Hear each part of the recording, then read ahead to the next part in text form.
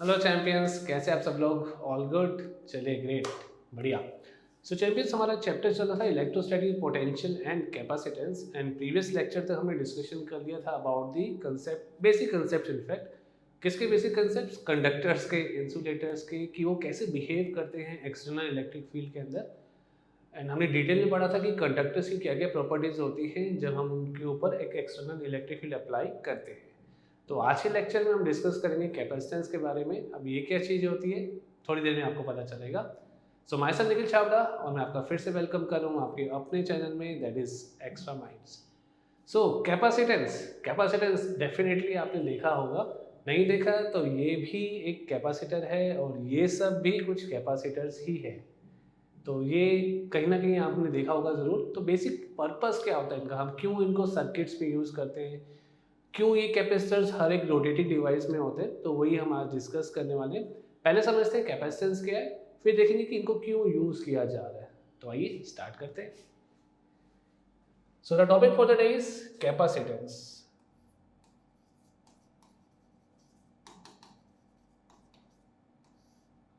सो ये कैपेसिटेंस क्या है? कैपेसिटेंस या कैपेसिटर, एक्चुअली कैपेसिटेंस जो है वो प्रॉपर्टी है। किसकी प्रॉपर्टी है? किसी कैपेसिटर की प्रॉपर्टी है। वही चीज़ जो भी आपने देखी थी यहाँ पर। सो पहले देख लेते हैं capacitance is basically the charge holding capacity या ability to hold the charge,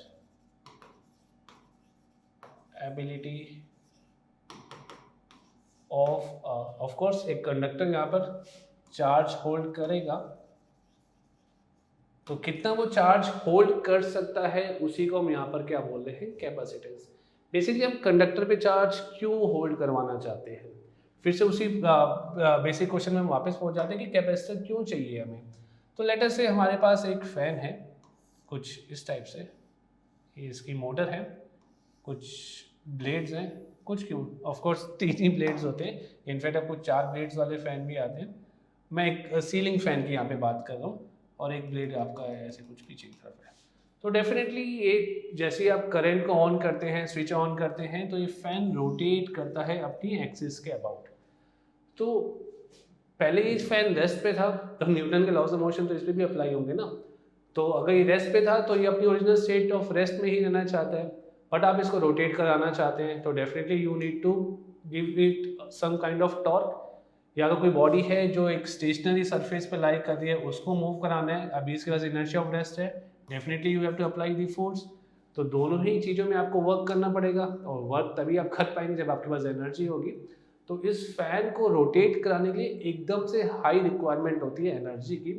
अब वो एनर्जी कहाँ पर आती है? वो एनर्जी स्टोर होती है एक डिवाइस के अंदर, वही डिवाइस जिसके बारे में हम बात करें, कैपेसिटर।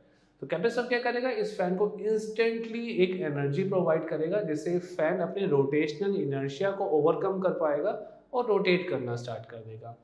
तो जो और भी कोई रोटेटिंग डिवाइस होती है, जैसे इलेक्ट्रिक मोटर, इलेक्ट्रिक पंप, वहाँ पे भी फैन को रोटेट कराने के लिए एक कैपेसिटर का यूज़ किया जाता है। कूलर की मोटर को अगर आपने कभी देखा हो, तो फैन के पीछे मोटर, उसके साथ लगा होता है कैपेसिटर वाइट कलर का।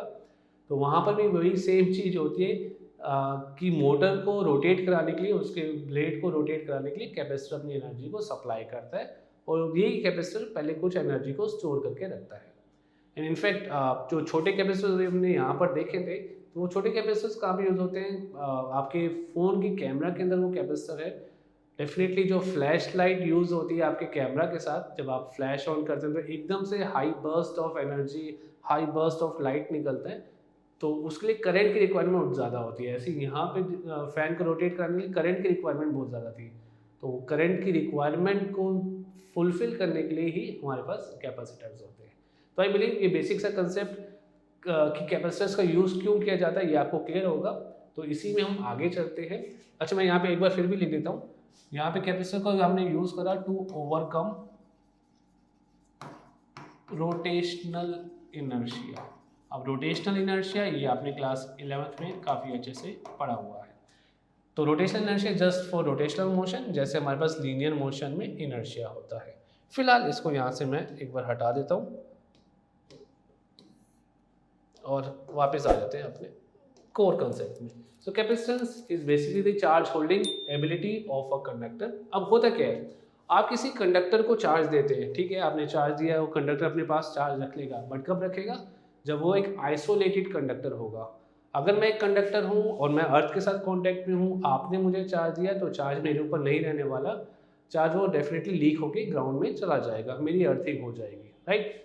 बट हम यहाँ पर क्या करना चाहते हैं, हम कंडक्टर को चार्ज देकर स्टोर करवाना चाहते हैं। तो अगर हम एक आइसोलेटेड इनफैक्ट इंसुलेटेड कंडक्टर को लेते हैं, उसको कुछ चार्ज सप्लाई करते हैं, लेट अस से चार्ज हैज बीन सप्लाइड, तो इस कंडक्टर का पोटेंशियल इंक्रीज हो जाएगा, the potential of this conductor increases. आप इसको और चार्ज देंगे तो इसका पोटेंशियल और इंक्रीज हो जाएगा। तो इससे हमें समझ में आता है that the charge supplied to a isolated या insulated conductor is directly proportional to the voltage या potential. So जैसे हम इस proportional sign को हटाते हैं, there comes a constant sign which is denoted by C, and इस C का नाम ही क्या होता है, capacitance, जिसको हम मेजर करते हैं यूनिट SI सिस्टम में। इनफैक्ट इसकी SI यूनिट जो है, this is farad, name after the scientist Michael Faraday, denoted by capital F। सो ये वही कांस्टेंट है किसी भी कंडक्टर का जो कि इंसुलेटेड है, जिसमें हमें पता चलता है कि जितना हम चार्ज प्रोवाइड करेंगे उतना ही ज़्यादा उसका पोटेंशियल इंक्रीज हो जाएगा। So the capacitance is simply defined as the ratio of charge per unit potential. तो ये कंसेप्ट है कैपेसिटेंस का, जिसमें आपने किसी इंसुलेटेड कंडक्टर को चार्ज दिया, उस चार्ज के बढ़ने से पोटेंशियल बढ़ेगा। ऑफ कोर्स इसकी भी लिमिट है, वो कब तक बढ़ेगा, बट ये जो रेशियो आपके सामने आ रहा है Q/V, इसी को हम यहाँ पर क्या बोल रहे हैं, कैपेसिटेंस, जिसकी ऐसा यूनिट होती है farad, after the name of the scientist Michael Faraday. और इसको आप इनफैक्ट आप इसको आप कूलम पर वोल्ट भी कह सकते हैं। सो वी कैन से 1 फैराड, इनफैक्ट 1 फैराड एक काफ़ी बड़ी यूनिट होती है, ये भी हम देखेंगे कैसे और क्यों। सो 1 farad is simply defined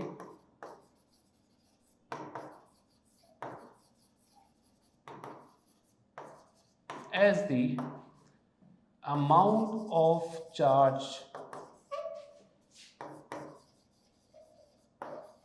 required to raise the potential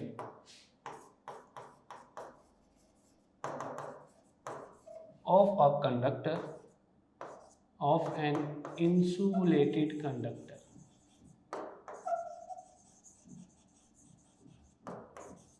bye 1 volt.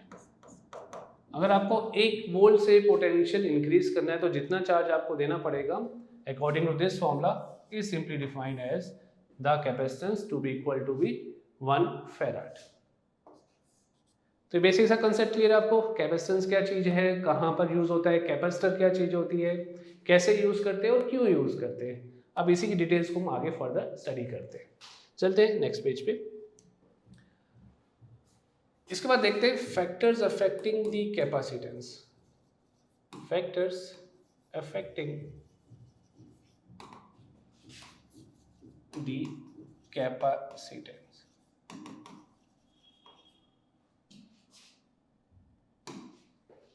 So the first factor is the size and shape.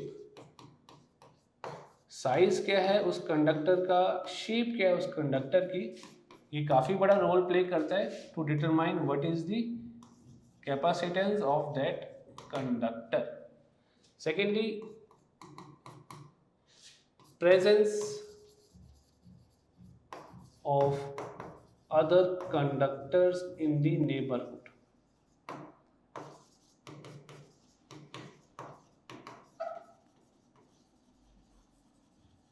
और कितने कंडक्टर्स उस ओरिजिनल कंडक्टर के आसपास बैठे हुए हैं, वो भी डिसाइड करेंगे कि कैपेसिटेंस कितना हो सकता है। इसका भी रीजन है, एक बार देखते हैं।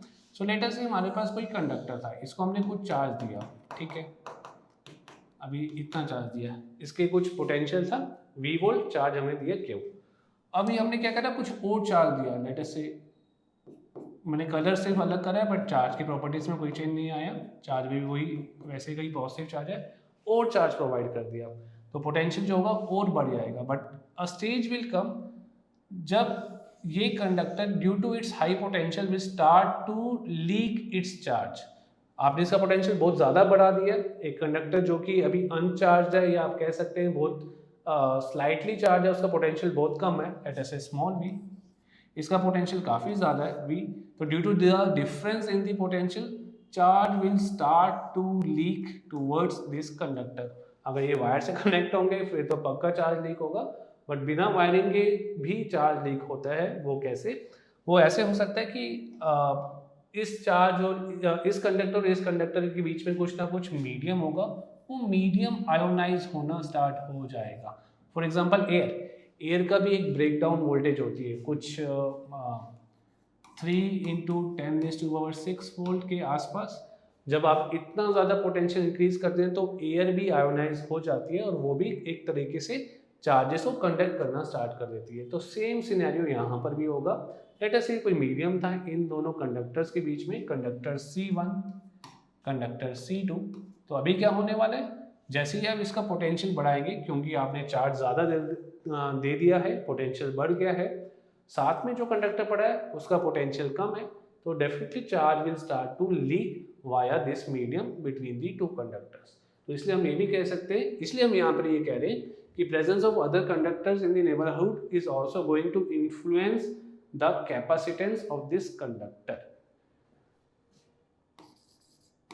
थर्ड पॉइंट बिल्कुल इसी से रिलेटेड है, which is E। ये हम पढ़ चुके हैं, permittivity of the medium surrounding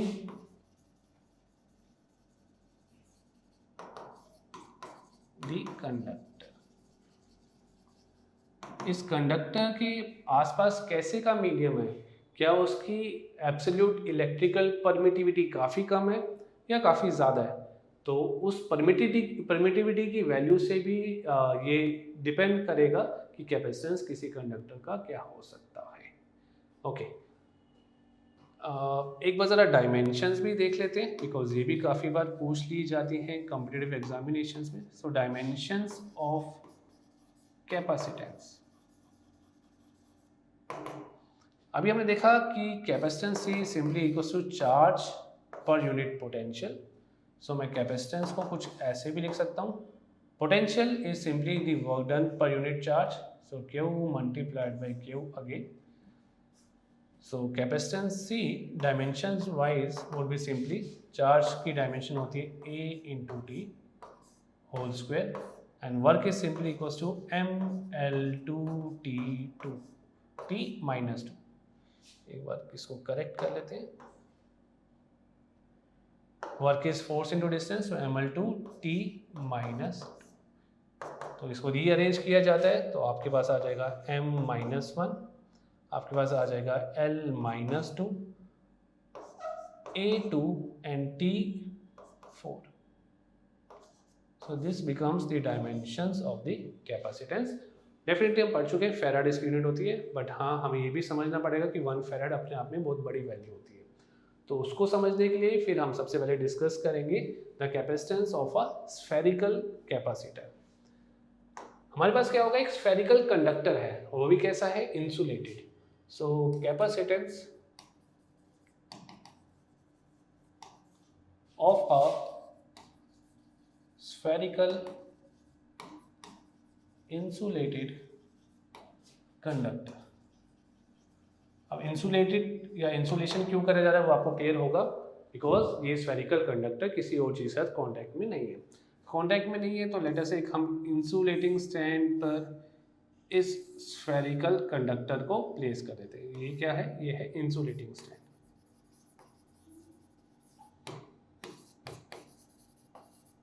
ये है हमारे पास स्फेरिकल कंडक्टर।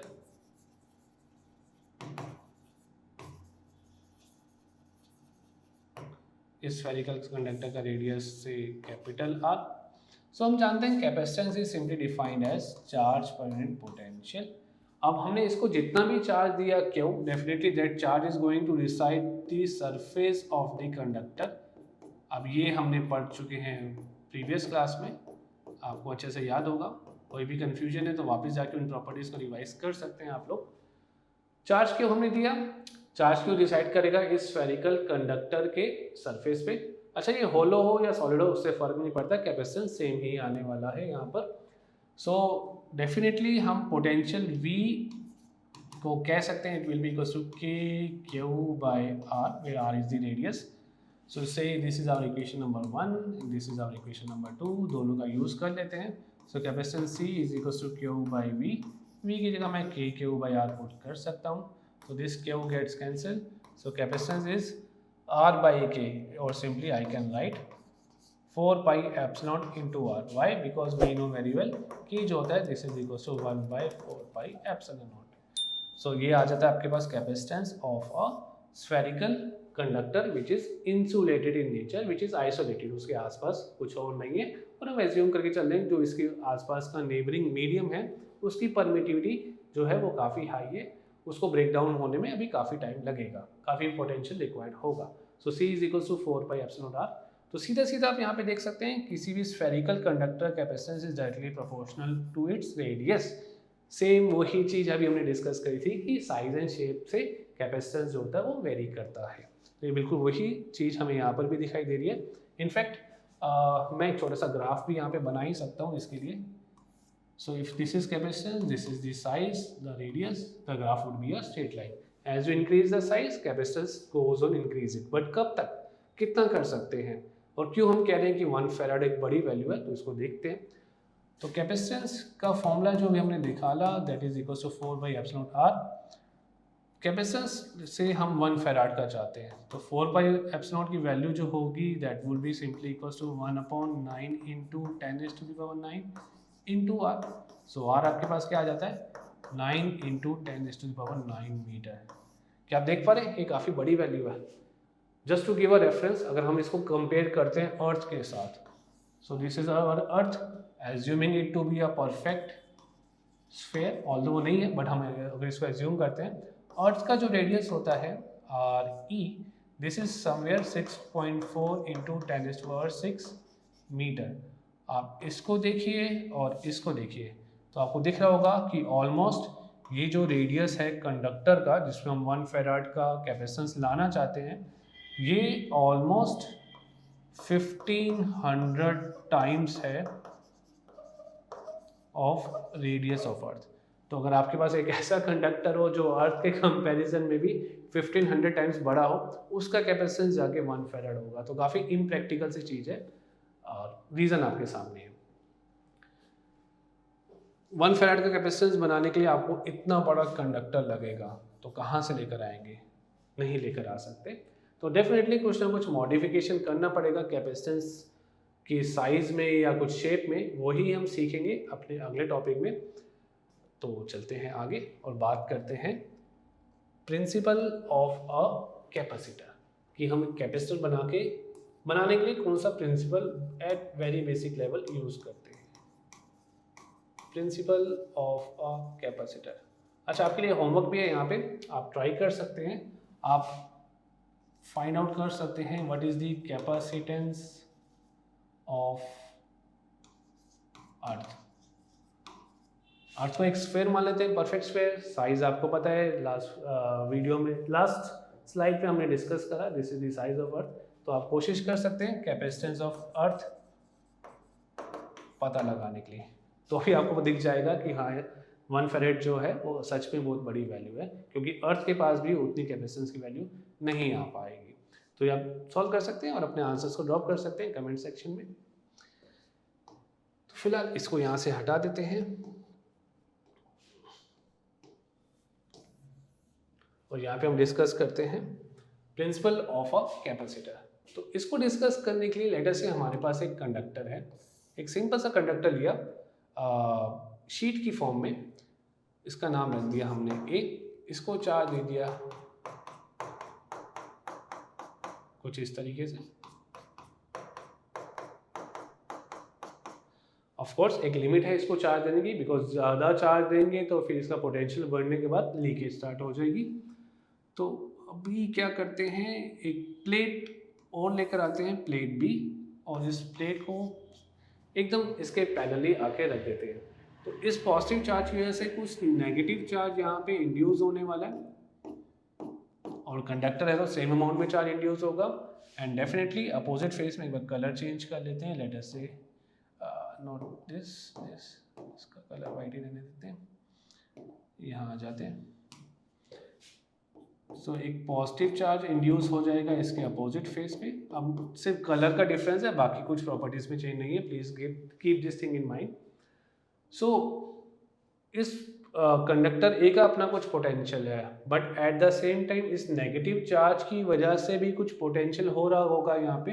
सो जो नेट पोटेंशियल होगा वो किसके इक्वल होगा, it is simply equals to potential due to plate A जो कि पॉजिटिव नेचर का है, plus potential due to plate B जो कि अभी फिलहाल नेगेटिव नेचर का है, plus potential again due to other face of the plate B जो कि पॉजिटिव नेचर का है।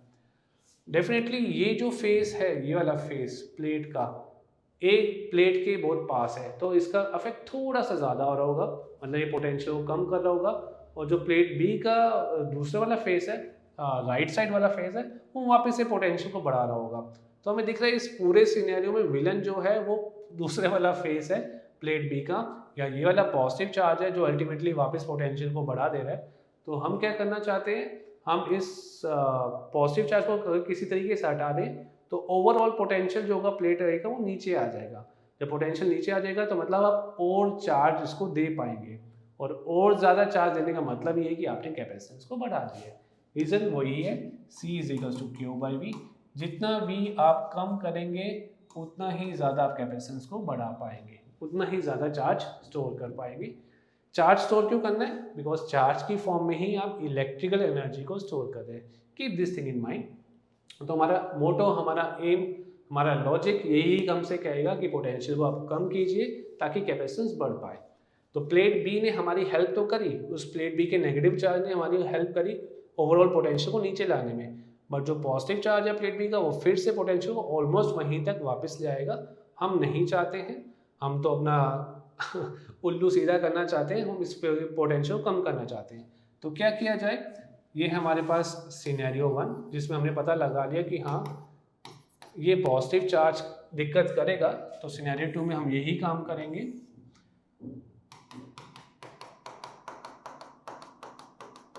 अब आप देख सकते हैं मैंने इसे थोड़ा सा चार्ज यहाँ पे बढ़ा दिया है, और ऐसा चार्ज बढ़ाने में हमें हेल्प करी है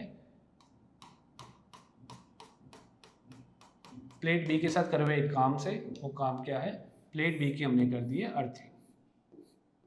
सो this is the symbol of earthing. Earthing means जितना भी एक्स्ट्रा चार्ज होगा यहाँ पे पॉजिटिव, वो सारा का सारा फ्लो कर जाएगा टुवर्ड्स द अर्थ। इसी प्रोसेस को हम बोलते हैं अर्थिंग।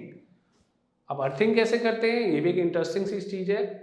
इसके लिए अगेन आपको एक्स्ट्रा माइंड में कुछ ना कुछ आने वाले दिनों में दिखेगा, जहाँ पे हम अर्थिंग के कंसेप्ट को थोड़ा इंटरेस्टिंग तरीके से सीखेंगे, समझेंगे, और कैसे एप्लीकेशंस होती हैं इसकी वो भी देखेंगे। बट फिलहाल हम यहाँ पे ये समझ सकते हैं कि जितना ही पॉजिटिव चार्ज जो यहाँ पे आपको दिख रहा था वो सारा का सारा अर्थ में समा चुका है, अर्थ की तरफ चला गया, बिकॉज अर्थ एक बहुत बड़ा कंडक्टर है जो जितना हमारी चार्ज उसको दे दो वो ले लेगा या ले लेगी। So this positive charge has flown to the earth, जिसको हमने अर्थिंग कर दी। अल्टीमेटली अब क्या हुआ, अल्टीमेटली पोटेंशियल जो है वो कम हो गया, जिसकी वजह से आप कैपेसिटेंस को बढ़ा पा रहे हैं। तो हमें कुछ इंप्रूवमेंट दिखी, जहाँ पे हम एक 1 फैराड के कैपेसिटेंस को बढ़ाने के लिए अर्थ से भी 1500 गुना बड़ा कंडक्टर की रिक्वायरमेंट रख रहे थे। अब वो रिक्वायरमेंट हमारी ऑफ कोर्स नहीं पूरी हो सकती, हमें समझ में आ चुका था। तो हमने क्या करा, हमने इस कंडक्टर के ही पोटेंशियल को कम कर दिया इस तरीके से, अर्थिंग के तरीके से, जिससे अल्टीमेटली हमारा कैपेसिटेंस बढ़ गया। And this thing is known as the principle of a capacitor. So by placing, इसको अगर हम वर्ड्स में लिखें, by placing an oppositely charged, या अपोजिटली चार्ज तो बाद में हो जाएगा, अगर मैं सिंपली एक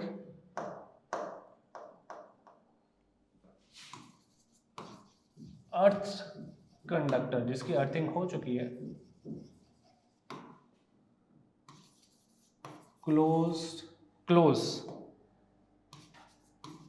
टू a charged conductor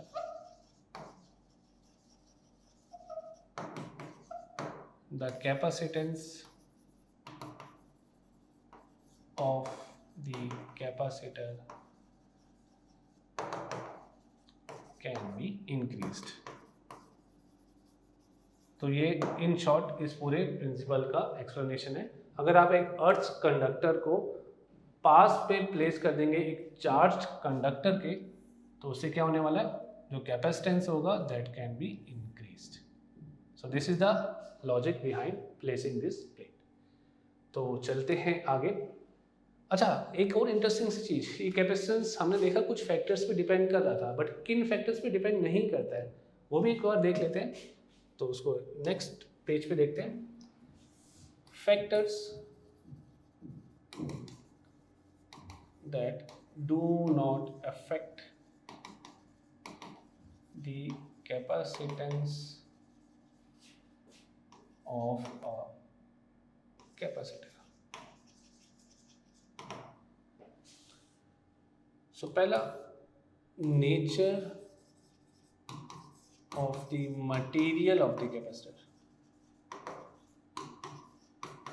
वो कैपेसिटर जो है वो किससे बना है उस पर डिपेंडेंसी नहीं होगी। मेटल का बना है, पेपर का बना है, प्लास्टिक का बना है, वुड का बना है, तो उस कैपेसिटर का मटेरियल क्या है उस पर डिपेंडेंसी कभी भी नहीं होगी। मटेरियल मैटर करता है दो प्लेट्स के बीच पे या दो कंडक्टर्स के बीच पे, ये वाला मटेरियल मैटर नहीं करेगा। And secondly we can say the charge already present on the capacitor. Capacitor में पहले से कितना चार्ज है या कंडक्टर में पहले से कितना चार्ज है, मैं कंडक्टर लिखना ज़्यादा पसंद करूंगा यहाँ पे। पहले से कितना चार्ज पड़ा हुआ है वो कभी भी अफेक्ट नहीं करेगा कि कैपेसिटेंस कितना हो सकता है। So these are the factors that do not affect the capacitance of a capacitor. ठीक है जी, चलते हैं आगे और ज़रा बात कर लेते हैं अब एक पैरेलल प्लेट कैपेसिटर के बारे में। तो हमने यहाँ पे देख लिया कि स्फेरिकल कंडक्टर से काम नहीं बन रहा है, तो हमें एक और प्लेट या एक और कंडक्टर को प्लेस करना पड़ेगा। सो मोर और लेस हमने ये समझ लिया कि कैपेसिटर क्या हुआ। कैपेसिटर बेसिकली यही चीज़ होगी ना कि अगर आपके पास कोई भी एक कंडक्टर है, उसके सामने आपने एक और कंडक्टर रख दिया है किसी भी शेप का, कैसे भी, हाँ थोड़ा सा पास रखा है, ऐसा नहीं बहुत ज़्यादा दूर रख दिया, पास रखा है, इस पर पॉजिटिव चार्ज है किसी अमाउंट में, इस पे नेगेटिव चार्ज है जो कि सेम भी हो सकता है और अलग मैग्नीट्यूड का भी हो सकता है। तो लेट अस से यहाँ पे चार्ज है Q1, यहाँ पे चार्ज है Q2, यहाँ पे पोटेंशियल जो आया है that is equals to V1, यहाँ पे पोटेंशियल जो आया है V2। सो इस कॉम्बिनेशन की जो कैपेसिटेंस होगी this is simply equals to the common value of charge. Common charge कितना है, ठीक है, एक 8 कूलम है, एक 50 कूलम है, सो 8 कूलम इज द कॉमन है ना, इस पे 8 प्लस का है, उस पे 8 50 माइनस का है, but 8 coulomb is the common charge divided by the potential difference. So we can say V2 जो कि हायर पोटेंशियल पे होगा माइनस V1। सो अगर अब चार्ज की वैल्यू लेते हैं और एक पोटेंशियल डिफरेंस लेते हैं तो ये जो रेशियो होगा यही आपको कैपेसिटेंस देगा। इन केस दोनों का चार्ज सेम हो जाता है, लेट अस से अगर हम यहाँ बना लेते हैं, एक कंडक्टर लेते हैं, इस पे चार्ज है प्लस Q, दूसरा कंडक्टर उस पर चार्ज है माइनस Q, इसका पोटेंशियल है से V1, इसका पोटेंशियल है V2, तो यहाँ पर क्या आ जाएगा, यहाँ पे capacitance is simply equals to common charge Q because बराबर है divided by the potential difference V1 minus V2। So ये आ जाएगा आपके पास कैपेसिटेंस। तो कोई भी दो कंडक्टर्स का जो एक कॉम्बिनेशन है, एक सिस्टम है, उसी को हम यहाँ पर कैपेसिटर बोल रहे हैं। अब इसी में हम थोड़ा सा एडवांस कर रहे हैं, थोड़ा सा चीज़ों को लॉजिकल कर रहे हैं और हम बात कर रहे हैं पैरेलल प्लेट कैपेसिटर की।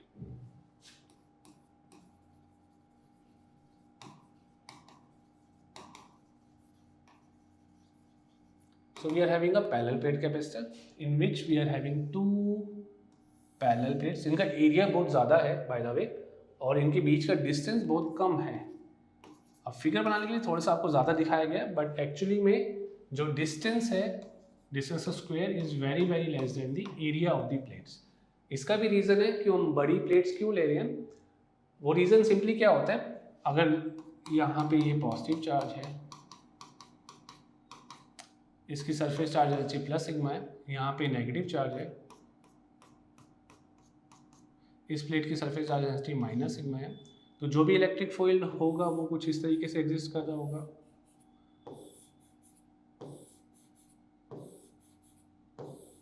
बट होता क्या है, जब आप एरिया कम लेते हैं या डिस्टेंस ज़्यादा कर देते हैं प्लेट्स के बीच में, तो जो फ्रिंजिंग इफेक्ट नाम की एक चीज़ आ जाती है.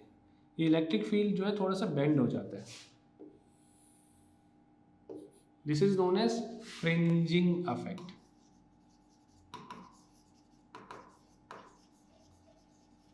एजेस पर इलेक्ट्रिक फील्ड लाइंस बेंड हो जाती है, इलेक्ट्रिक फील्ड थोड़ा सा डिस्टॉर्ट हो जाता है, इसी को हमने यहाँ पे फ्रिंजिंग इफेक्ट बोला.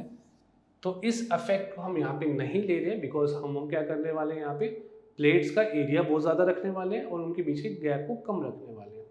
तो फ्रिंजिंग इफेक्ट यहाँ पर नहीं है. तो फिलहाल इसको आप नोट कर सकते हैं, मैं इसको फिलहाल हटा दूँ. तो इसको हटा देते हैं एक बार. So there is no fringing effect. क्यों होता है ये हमने डिस्कस कर लिया. एक बार इसको यहाँ से हटा देते हैं, वापस डिस्टेंस d को ही लेते हैं between the two plates where this distance is less than the area.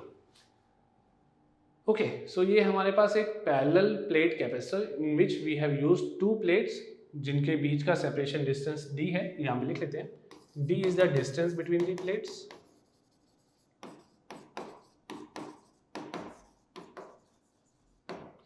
Capital A is the area of the plate.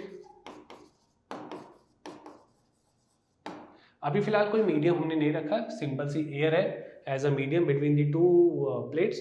आगे जाके हम मीडियम के बारे में बात करेंगे, चेक करेंगे कि मीडियम को इंसर्ट करने से हमें क्या फ़ायदा होता है, बिकॉज फ़ायदा होगा तभी हम करेंगे. तो क्या फ़ायदा होता है, कितना फ़ायदा होता है कैपेसिटेंस में, वो हम डिस्कस करेंगे आगे. फिलहाल plus sigma and minus sigma is the surface charge densities of the two plates.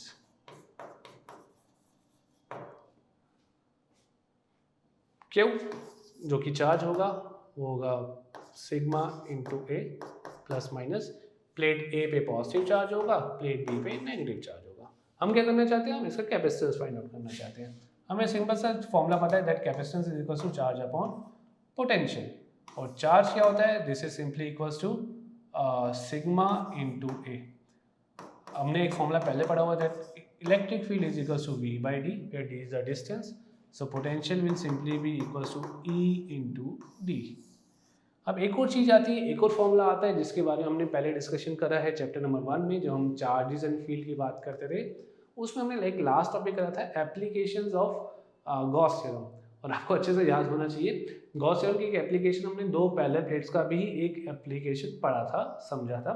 वहाँ पे हमने निकाला था कि जो इलेक्ट्रिक फील्ड होता है दोनों प्लेट्स के बीच में, which is equals to sigma by epsilon not.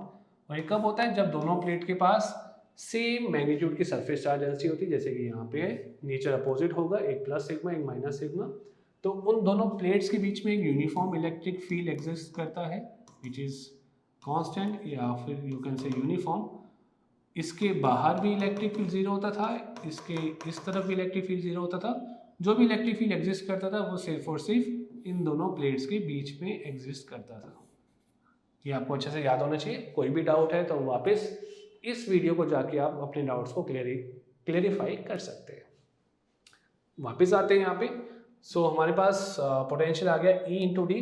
तो मैं पोटेंशियल को लिख सकता हूँ sigma by epsilon naught into D. So this is the final formula for potential, final formula for charge. दोनों को सब्स्टिट्यूट करते हैं. Capacitance is equals to sigma into A divided by sigma into D. this epsilon naught will move upwards, sigma gets cancelled, so the capacitance of a parallel plate capacitor is simply epsilon naught A by T। तो यहाँ पे आपको दिख रहा है capacitance जो है वो डायरेक्टली प्रोपोर्शनल है एरिया के, जितना ज़्यादा एरिया उतना ज़्यादा कैपेसिटेंस। ये इन्वर्सली प्रोपोर्शनल है डिस्टेंस के, जितना कम गैप उतना ज़्यादा कैपेसिटेंस। एंड फाइनली कैपेसिटेंस जो है वो डिपेंड कर रहा है upon the nature of medium. कहाँ पर? Between the plates. In plates के बीच में कौन सा मीडियम होगा सो सॉरी, उस पर भी डिपेंड करेगा, उसके नेचर पे डिपेंड करेगा कैपेसिटेंस। अगर कोई मीडियम ऐसा होगा जिसकी परमिटिविटी की वैल्यू हाई होगी तो कैपेसिटेंस भी बढ़ने वाला है। ये हम चेकआउट करेंगे अपनी नेक्स्ट क्लास में। तो यहाँ तक के कंसेप्ट आप अपना अच्छा से कर सकते हैं, ठीक है। बेसिक कंसेप्ट कैपेसिटर के बारे में, क्या होता है, कैसे बनता है, कहाँ पे इसका यूज़ होता है, स्फेरिकल कंडक्टर इंसुलेटेड जो है वो अच्छा कैपेसिटर क्यों नहीं है हमारे लिए ड्यू टू इट्स साइज। फिर हमने देखा कि हम कैसे कुछ मॉडिफिकेशन कर सकते हैं जो हमने प्रिंसिपल में समझा। एंड फाइनली हमने बात करी पैरेलल प्लेट कैपेसिटर के बारे में। नेक्स्ट क्लास में जब हम मिलेंगे तो इन्हीं कंसेप्ट्स के ऊपर बेस्ड कुछ न्यूमेरिकल्स पहले हम करेंगे एंड फिर फर्दर आगे मूव ऑन करते वक्त हम कॉम्बिनेशन ऑफ कैपेसिटर भी सीखेंगे, बिकॉज एक कैपेसिटर से फ़ायदा नहीं होता या हमारा पर्पस शायद सॉल्व ना हो। जैसे कि आपने अपनी जूनियर क्लासेस में पढ़ा हुआ है, एक रजिस्टर से कई बार हमें वो उतना वोल्टेज ड्रॉप नहीं मिल पाता। तो वैसे ही कुछ कंसेप्ट हम स्टडी करेंगे कैपेसिटर्स के कॉम्बिनेशन के साथ। तो तब तक आप इन चीज़ों को रिवाइज कीजिए, अच्छे से प्रैक्टिस कीजिए। मिलते हैं नेक्स्ट क्लास में and bye bye, all the best.